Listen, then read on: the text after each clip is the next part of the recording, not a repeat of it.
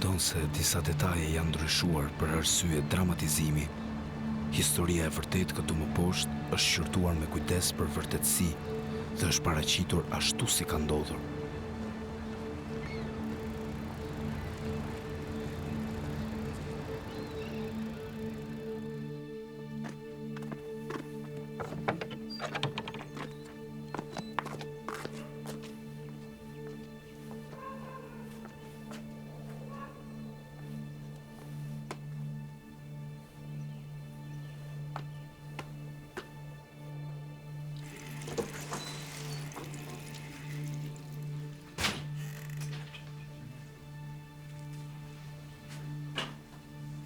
Mirë se erdhe, Ali.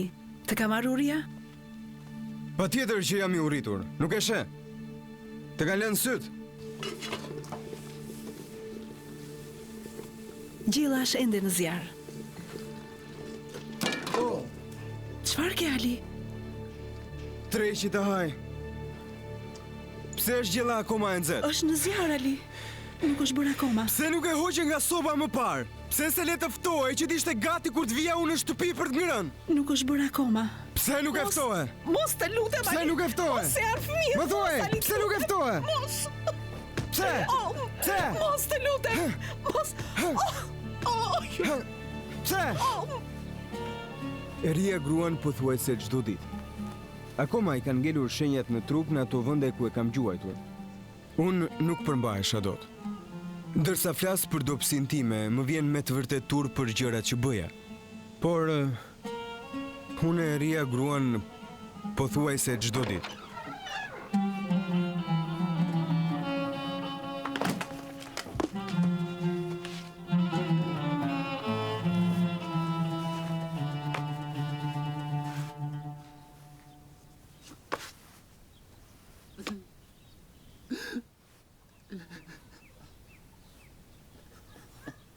Gruaja dhe fëmijët ndiheshin vërtet poshtruar, por nuk e kontrolloja dot veten. Ndonjëherë shkoja në qytete të tjera që të mos e rria gruan. Qëndroja me muaj të larg, ose edhe me vite, veçanërisht në Stamboll.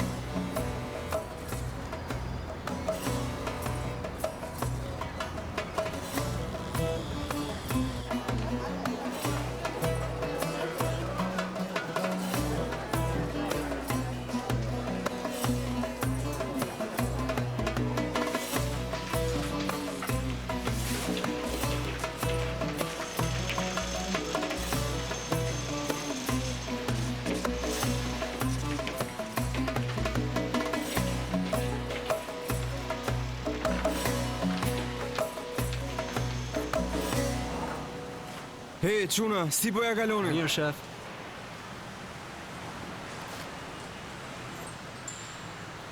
Shkëlqyshëm. Kështu vazhdoni. Futi unë i punës.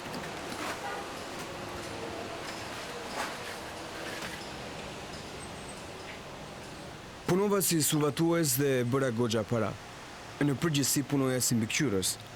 Por lekët që i fitoja i harxhoja duke pirë. Pija vazhdimisht.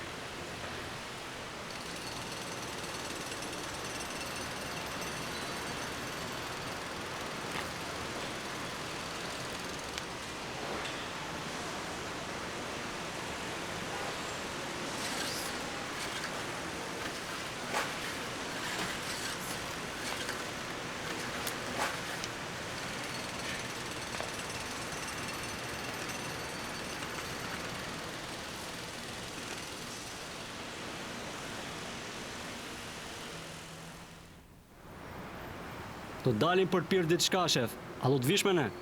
Jo, sot jo. Pse jo? Kam punë. E di se ku në ke. Aty ku shkojmë gjithmonë. Shihemi. Mirupafshim.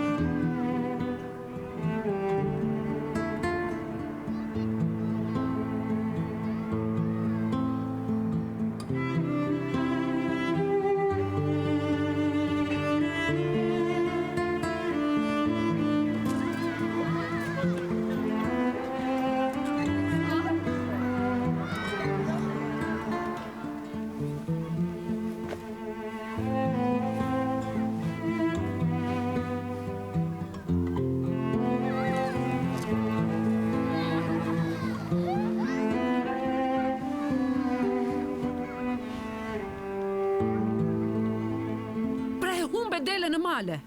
Po si do ta paguajmë këta? Ne mezi po ja dalim të ushqemi. Djalë budalla, Zoti të ndëshkoft, ik! Ik që këtu ik dhe mos më dukma.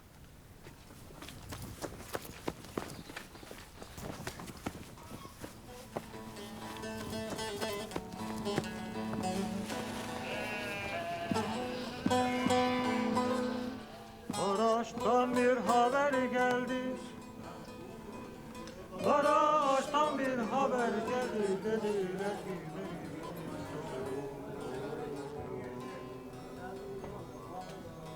keşke Merik ölmeseydi.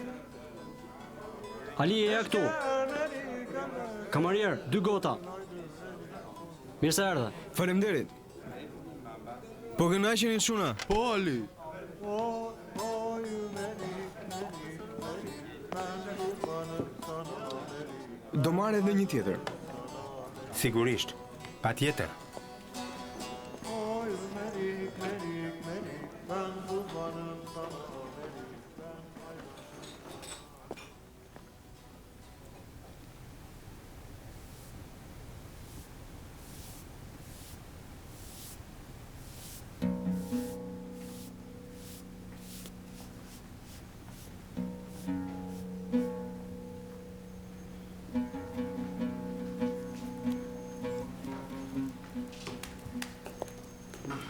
Erdhi ora për të mbyllur, zotrinj.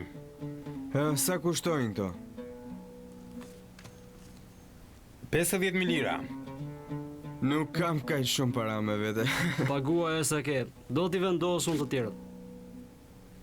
Ja, merri. Më jep edhe një tjetër. Mjaft ke pirë për sot. Në qoftë se do të kisha pirë shumë, mos do të kërkoja edhe një tjetër. E po mirë. O, Zot. Unë dua që ai të më ndihmoj. Kush? Flas për ditët me të. Me kë?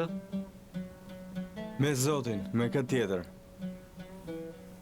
Shikoj lulet për shembull. Lulet? Po, ato. Dhe të mendosh që ato rriten në pislaka po jo. Kur ngop me ple ato, bëhen shumë të bukura. Nga vjen nera. Nga plehu? Jo, kam fjalën për erën e mirë. Zoti e përdor pislakun për të nxjerrë të bukurën. Aha. E keni nga lokali. Faleminderit. Më thuaj, a flet ndonjëherë me Zotin? Nga njëherë janë kohem. Me Zotin ti duhet të flasësh si një shok. Foli, Zotit si një fëmijë. Sepse unë kështu bëj gjithmonë. Më kupton?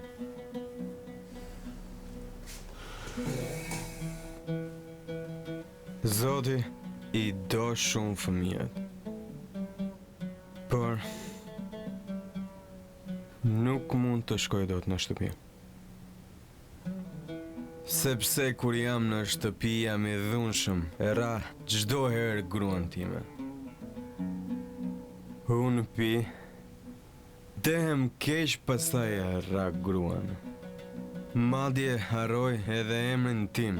Duhet të shkosh në Arabinë Saudite. Në Arabinë Saudite Aty ndalohet alkooli. Do të duhet ta lësh pijen. të lë pijen. Do të bëhesh për sëmbari. Do të bëhesh për sëmbari.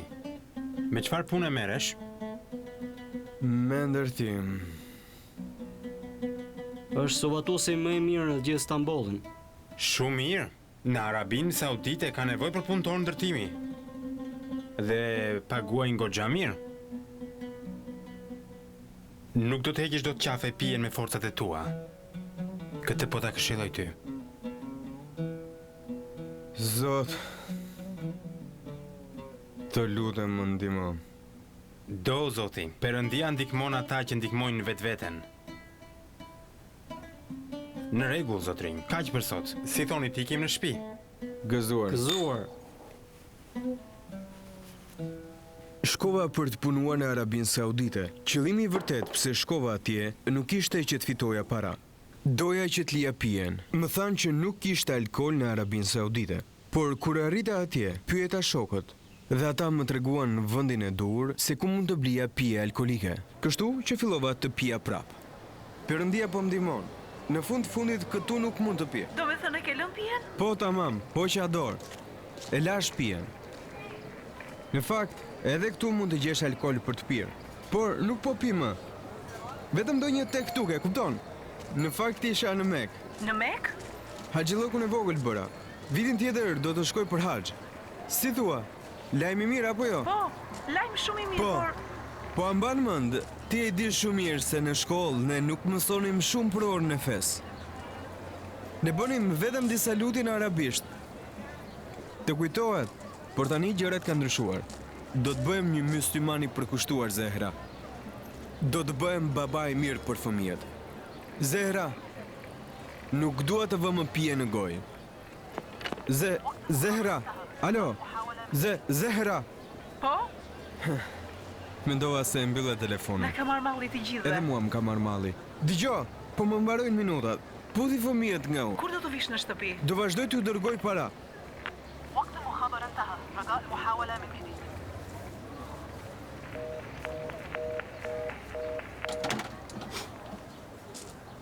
Pas një viti, vendosa të shkoja në haxh me disa miq të mi. Në fakt, të gjithë sa ishim, u ndarë në 4 veta në çdo makinë për të ikur atje. Në makinën time nuk hypi asnjëri sepse nuk kisha patent dhe nuk kisha as shofer i mirë.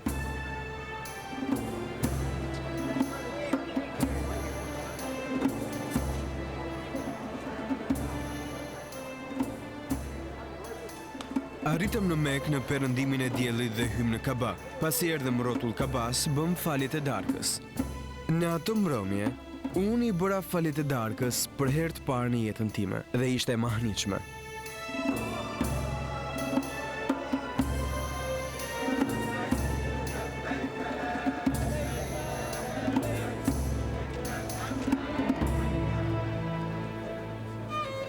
Sot u lodhëm. Shpresoj që të fletë që lodhëm. Nuk me besohet që jam këtu. Gjithë jetën time ka më ndëruar për këtë vend. Samir, kjo do të thotë se e pas ke marrë përgjigjen e lutjeve të tua. Ali, doa të të rrëfej diçka. Të më rrëfesh? Ashtu si shumë njerëz në vendin ton, ti nuk je rritur si një njeri fetar si gjithë neve. Fakti që po të shikoj këtu, mua më habit vërtet shumë, Ali. Ke të drejtë. Kam pasur problemet e mia. Por gjithçka do të ndryshoj. Që tani e tutje, do t'i hedh problemet pas krave. Dua të bëhem një mysliman i përkushtuar dhe një shtektar i vërtet ndaj fesë. Dua ta lë pijen dhe të jetoj në paqe me gruan dhe fëmijët. Më bëhet qefi shumë që je këtu, Ali. Ti të qoftë Allahu të gjitha lutjet. Shpresoj. Faleminderit. Faleminderit shumë. Shok, është shumë vonë. Duhet të shtrihemi tani. Ju dhënë Zoti një natë të qetë. Një natë mirë edhe juve.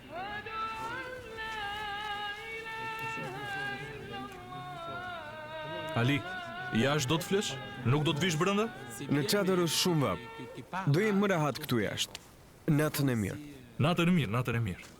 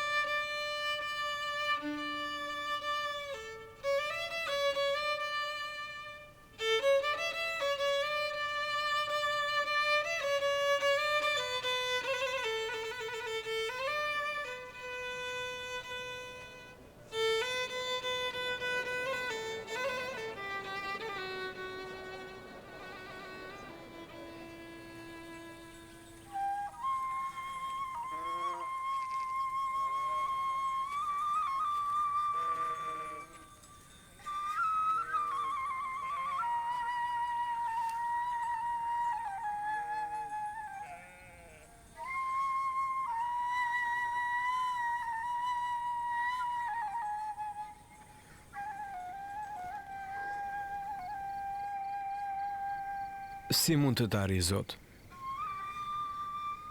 Nuk di si t'ja bëj. Por e di që ekziston. Të lutem me gjithë zemër. Dua që ti të më shfaqesh. Më shpëton nga kthetrat e alkoolit. Dua që të më shpëtosh.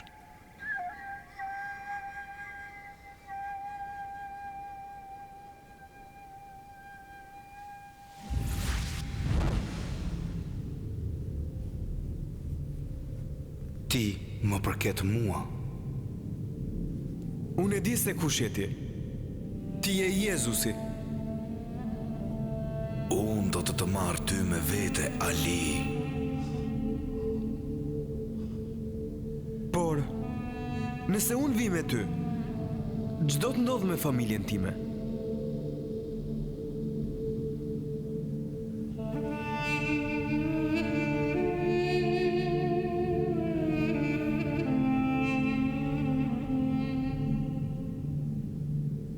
Ik nga ky vend. Ti më përket mua.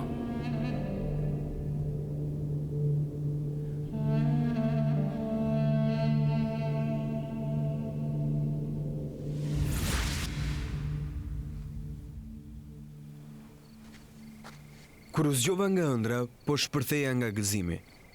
Më kujtohet që ishte një natë që solli gëzim në jetën time. Më duke sikur po fluturoja. Ishte gjëja më e bukur që më kishte ndodhur. Preka qëllimin për të parë nëse isha mbi tokë apo në ajër. Doja të shikoja të njëjtën ëndër, por nuk më flihej.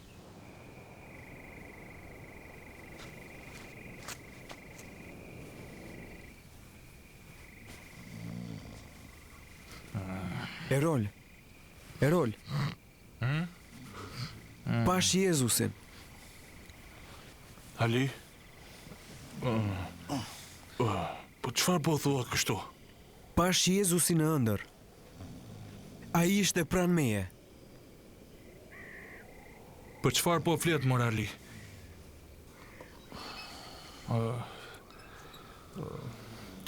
Zgjuarje? Po falte.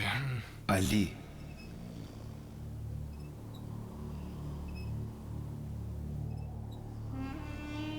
E dëgjove? Zërin. Zërin e Jezusit. Po çfarë po thua kështu morali? Zërin e Jezusit. Hëngre shumë dje, më duket dhe pate ndonjë mangë tani. Jo. Ishte një ëndër e bukur. Shumë e bukur. Si thua? Po të fle prap, do ta shikoj përsëri? Kjo po që do t'ishte një gjë e mirë. E ik shkoshtrio, nesër na pret një ditë e shënuar.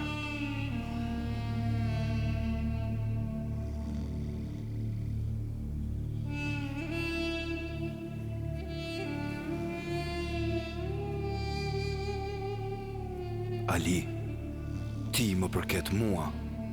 Nuk do ta bësh pelegrinazhin. Ik që këtu.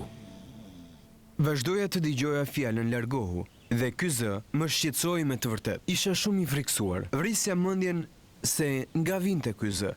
Nuk mund të flija dot në çadër, kështu që vajta tek makina.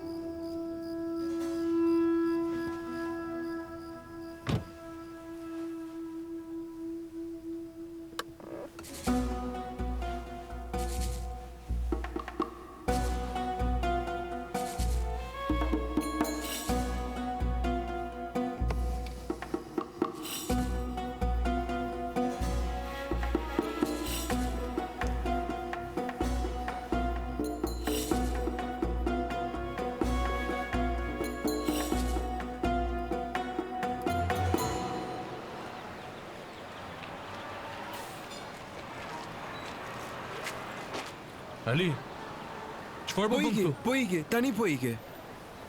Po çfarë ke kështu Ali?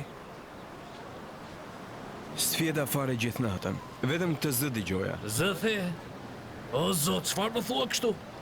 Zërin e Jezusit. Zërin e Jezusit. Aliu ka kaluar një natë të keqe, nejse mos flasim këtu. Ikim tani shpejt. Le të shkojmë tek Mina. Mirë, unë po vi pas jush.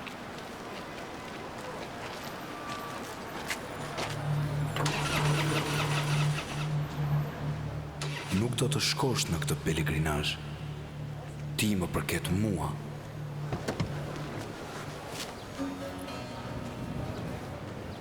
Erol! Erol! Erol! Erol! Unë nuk kam për të ardhur me ju. Çfarë ke ndërmend të bësh? Zëri ngul këmbë që të largohen. Do të bëj atë që më thot. Ali,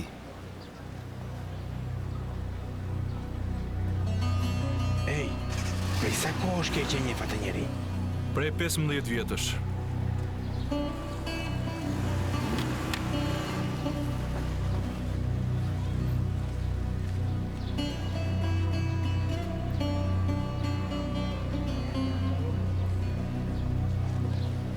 Hipa në makinë dhe u nisa për Agba, qyteti ku punoja.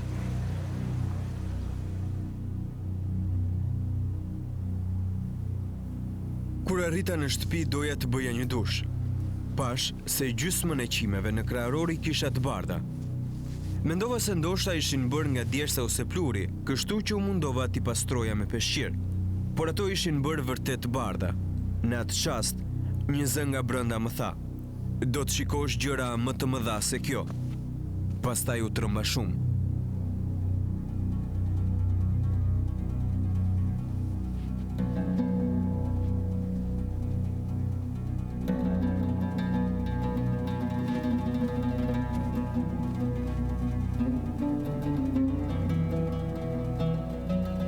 Në atë moment më pushtoi një frikë e madhe. Ishte një lloj frike e përzier me gëzim. E ndjeva që Zoti ishte me mua dhe do të më ndihmonte. E dija që do të çlirohesha nga veset e këqija dhe nga problemet, dhe në veçanti nga alkooli. Në atë qast, frika e Perëndis dhe gëzimi i brendshëm më bën që të ulesha në gjunjë. Nuk dija se ç'toja. Thash vetëm: "Po Zot, çfarëdo që do të duash prej meje që nga ky çast, unë do ta bëj." Unë do të bëj çfarë do duash. Çdo gjë që do ta duash ti.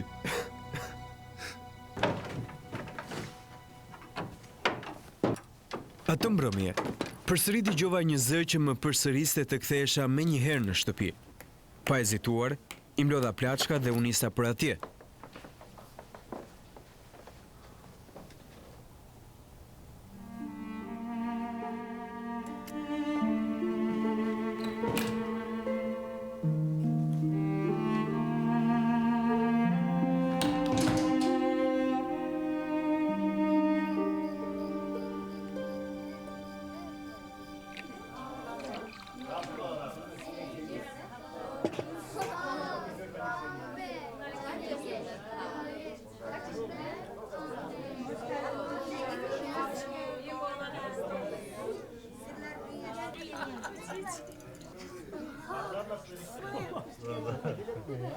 Në shtëpi ishin mbledhur të gjithë komshinë. Isha tepër i lumtur. Ata e dinin që më parë që e rria gruan dhe fëmijët, por prap se prap më donin. Në atë qast, një zë i brendshëm më tha: "Çohu në këmbë."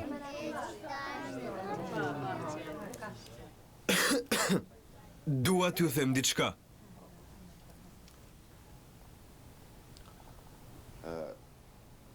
Kur isha në Arabinë Saudite, unë pash në ëndër Jezusin. Ai më preku mua. Dua që ju të gjithë ta dini se unë jam bëri krishter.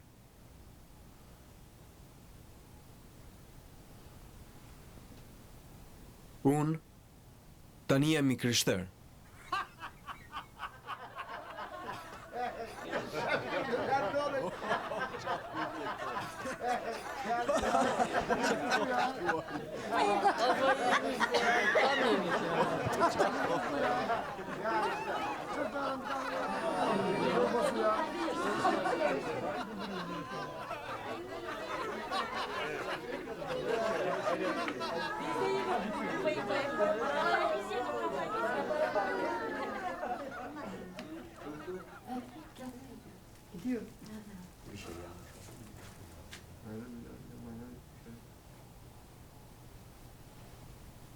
Hejeni fëmijë, erdhi ora për të fjetur.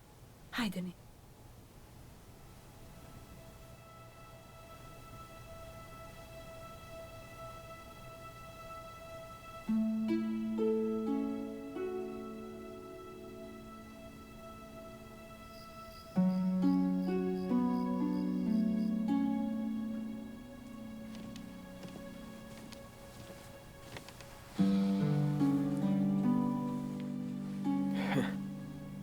Zehra, unë jam bërë me të vërtet i krishter.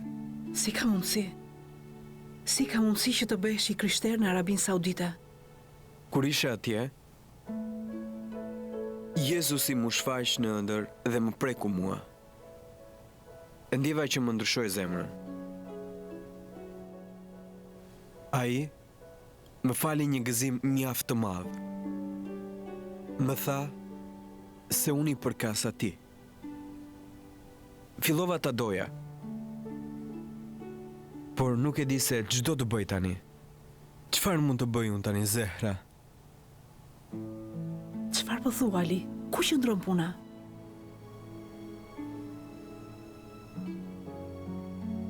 Zehra, unë të dua shumë ty. Të kam dashur gjithmonë.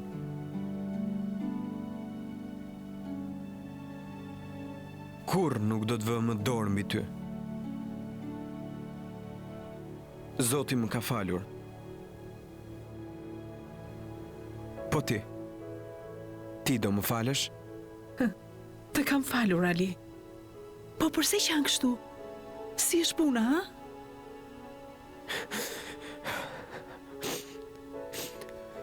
Zera, unë jem bërë një krishter i vërtet, ndërsa ti jo. Pra, si do t'ja bëjmë? Si do ja bëjmë? S'ka gjë, Ali. Nëse ti e bëri krishter, do të bëhem edhe unë.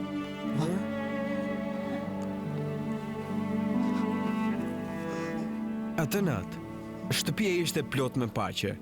Megjithatë, as unë dhe as gruaja nuk njenim ndonjë të krishter.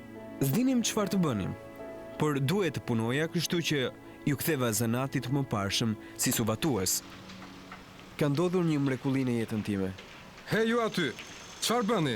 Paguani për të folur apo për të punuar? Po, shef, ke të drejtë. Sa po i flisja shokut për Jezusin, po i shpegoja se si Jezusi më ndryshoi jetën. Nëse do të më lejosh mua, unë vetë kam shumë dëshirë të ta them edhe ty.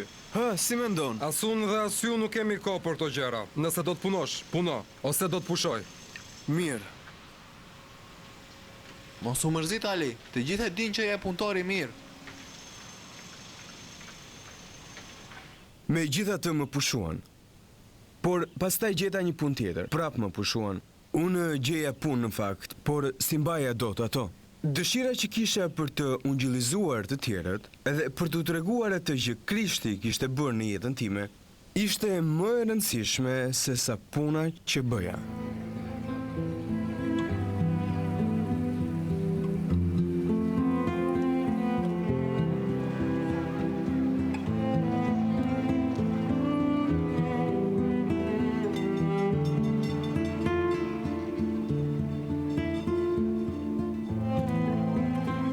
Vendosa të shkoja në Istanbul dhe të kërkoja punë.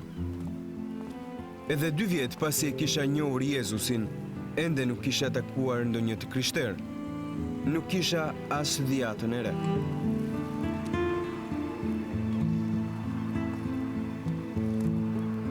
Në Istanbul gjeta punë shumë lehtë. Mbajta një punë stabël dhe dërgoja rregullisht para në shtëpi. Kur flisja me grua në telefon, ajo qante dhe më thoshte se sa shumë e merrte malli atë dhe fëmijët. Kjo më shkaktonte goxha stres dhe fillova përsëri të pija. S'dija ç'të bëja.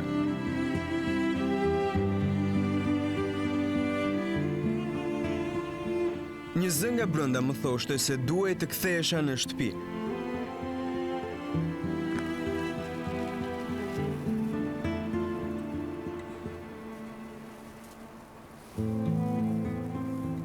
Më kujtoi se si Jezusi më preku në ballë.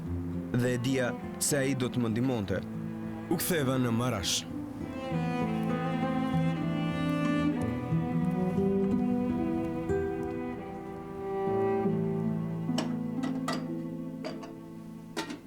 Aty gjeta punë dhe dikë që i vlerësonte aftësitë e mia, pavarësisht se nuk e vlerësonte besimin tim.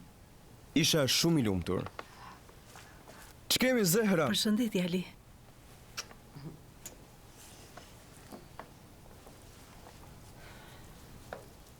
Ku janë fëmijët? Po luajnë për jashtë. Po shkoj të shikoj ç'po bëjnë. Jo, s'ka nevojë. Prisa të bëhet gati buka. Në rregull.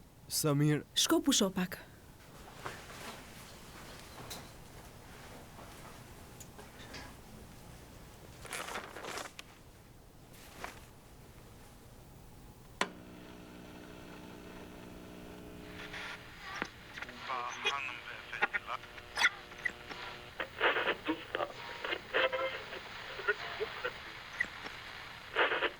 Nëse Perëndia të ka shfaqur nevojën tënde, Zera! Zera, eja pak këtu! Zera, eja shpejt! Theju Jezusit. Çfarë ka Ali? Jezusi është këtu! A je në rregull Ali? Ai është brenda në këtë radio. Po pse duhet të jetë Jezusi brenda në radio? Pranoje përpara Zotit Dëgjoje. mëkatar, i humbur dhe pa përkraje. Nga zemra lutju Perëndis.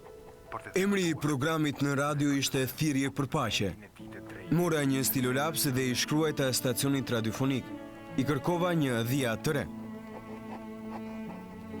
Brenda 10 ditësh mora dhiatën e re dhe sa i lumtur që isha. Lexova dhiatën e re pa fjetur fare atë natë. Në atë çast, jeta ime filloi të ndryshonte. Dhe kjo ishte plotësisht e vërtet. E ndjeja ndryshimin në jetën time çdo ditë që kalonte. Në fakt, njerëzit e shikonin ndryshimin çdo ditë në jetën time.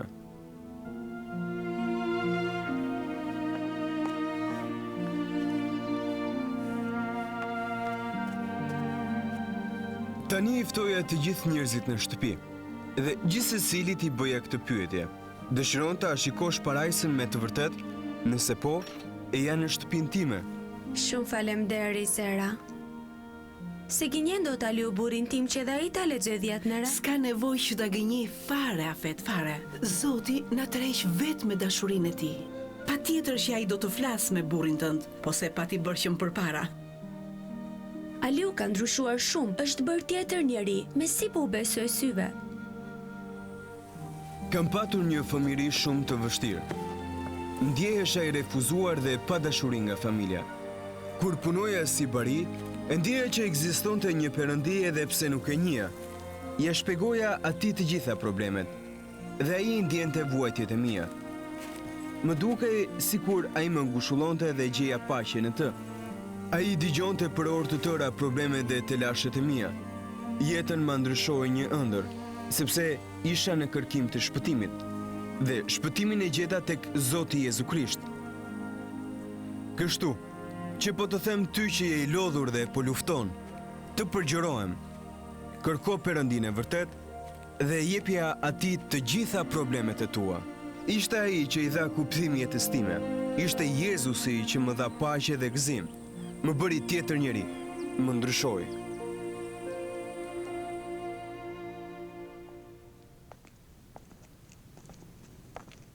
Përshëndetje.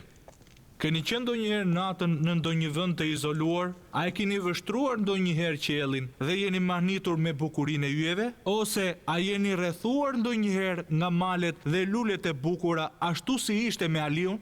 Reagimi ynë instinktiv është ta pranojmë praninë e Perëndisë në bukurinë e krijimit të tij, të gjithçkaje që ai ka krijuar, por jo gjithmonë i dim fjalët që ne duhet të përdorim. Nuk kemi të sigurt as nëse do të na dëgjojë pavarësisht nga ajo që ne themi apo ndjejmë. Ne kemi dëgjuar dhe thuhet se në zemrën e çdo njeriu ka një bëshllëk që vetëm Perëndia mund ta mbush. Si bari vetmuar që ishte, Ali Bektashi fliste me një Perëndi që nuk e njihte nga afër, por të cilin ai e ndjente shumë mirë që duhet të ishte atje. Vendi bosh në zemrën e tij ishte i jetur për të njohur Perëndin, i jetur për një marrëdhënie personale me Perëndin. Po ti, miku im, ka ndonjë bëshllëk brenda teje që asgjë nuk e mbush dot? Perëndia është më afër nga ç'mendon. Ai po troket në derën e zemrës tënde, duke të thënë të dua, më lër të hyj në zemrën tënde, më lër të hyj dhe të jetoj në ty, dhe ta mbush atë boshllëk me pranin, ngushëllimin dhe gëzimin tim. Pranoje pikërisht të gjithë ngushëllimin dhe gëzimin që unë të ofroj ty. Më dëgjoni mirë. Perëndia të do me të vërtet miku im, dhe ti duhet ta dish mirë. Perëndia do që të ketë një marrëdhënie personale me ty, një marrëdhënie intime. Imagjinoni për një çast, sikur Aliu të kishte humbur një nga delet e tij. Si bari që ishte, ai do ta kishte lënë tufën dhe do të kërkonte delen e humbur, apo jo? Atëre ai e ndjen ndonjëherë i humbur dhe mos ndoshta jeta jote është pa kuptim dhe pa qëllim për ty, atëre jepi zë thirrjes së zemrës sate. Lejoje Perëndin të dëgjoj zërin tënd. Hapja zemrën atij. Dhe kjo është pikërisht lutja jote, që ti flasësh Perëndis dhe ti të kesh kontakt personal me Perëndin tënd. Nëse ti do të kishe humbur në përmale ose nëse do të endeshe në përshkretëtir, a nuk do të thërrisje ti për ndihmë?